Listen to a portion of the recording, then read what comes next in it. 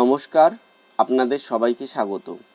আজকে আমি মানুষের মধ্যে আত্মবিশ্লেষণ বা সেলফ অ্যানালিসিস কেন জরুরি, আর এটা না থাকলে তার ফলে তার প্রভাব কী পড়ে মানুষের উপর, সেইটা নিয়ে একটু কথা বলবো।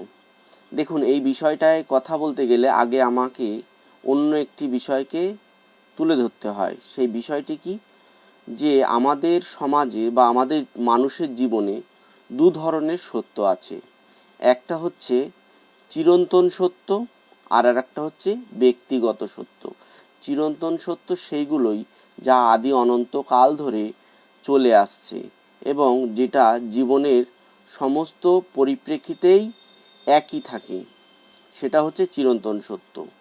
আর ব্যক্তিগত সত্য হচ্ছে ব্যক্তির দৃষ্টিভঙ্গির পরিপ্রেক্ষিতে, ব্যক্তির বিচারের পরিপ্রেক্ষিতে যে সত্যটি সে ধারণা করে সেটাই সত্য। এইবার এই চিরন্তন সত্য এটা কিন্তু কখনোই পরিবর্তন হয় না, এটা একই থাকে। কিন্তু ব্যক্তিগত সত্য পরিবর্তনশীল, সেটা বিভিন্ন ঘটনার পরিপ্রেক্ষিতেও পরিবর্তন হতে পারে, ব্যক্তিভেদে দৃষ্টিভঙ্গির পরিপ্রেক্ষিতে পরিবর্তন হতে পারে। এইবার মানুষের মধ্যে আত্মবিশ্লেষণ না থাকলে কি হয়, তখন ব্যক্তি এই চিরন্তন সত্যকে ভুলে যায় এবং তার নিজের বিচারে যেটা ঠিক মনে হয় সে সেইটাকেই চিরন্তন সত্য বলে জানে বা সেটাকেই সে সত্য বলে জানে। তার মধ্যে চিরন্তন সত্যের ধারণা নেই।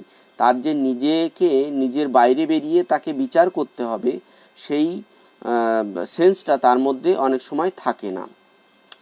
যার ফলে মানুষ একগুঁয়ে হয়, জেদি হয়, অহংকারী হয়, নিজের মনের মধ্যে সীমাবদ্ধ থাকে এবং সে সঠিক দিকে নিজেকে চালনা করতে পারে না। এর থেকে মুক্তির একটা উপায় আছে, সেটা হচ্ছে প্রত্যেকটা মানুষকেই একজন ভালো শ্রোতা হতে হবে, অন্যের কথা শুনতে হবে।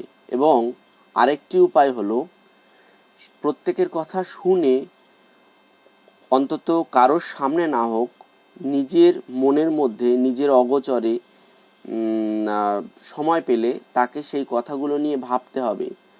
যে কোনো ঘটনার পরিপ্রেক্ষিতে যে আর পাঁচজন যেটা বলল তারা কি বলতে চাইছে, সেটা কতটা সত্যি, আমি যেটা বলছি সেটা কতটা সত্যি, এইটার মধ্যে তাকে ডিফারেন্সিয়েট করতে হবে এবং কম্পেয়ার করতে হবে, তুলনা করতে হবে।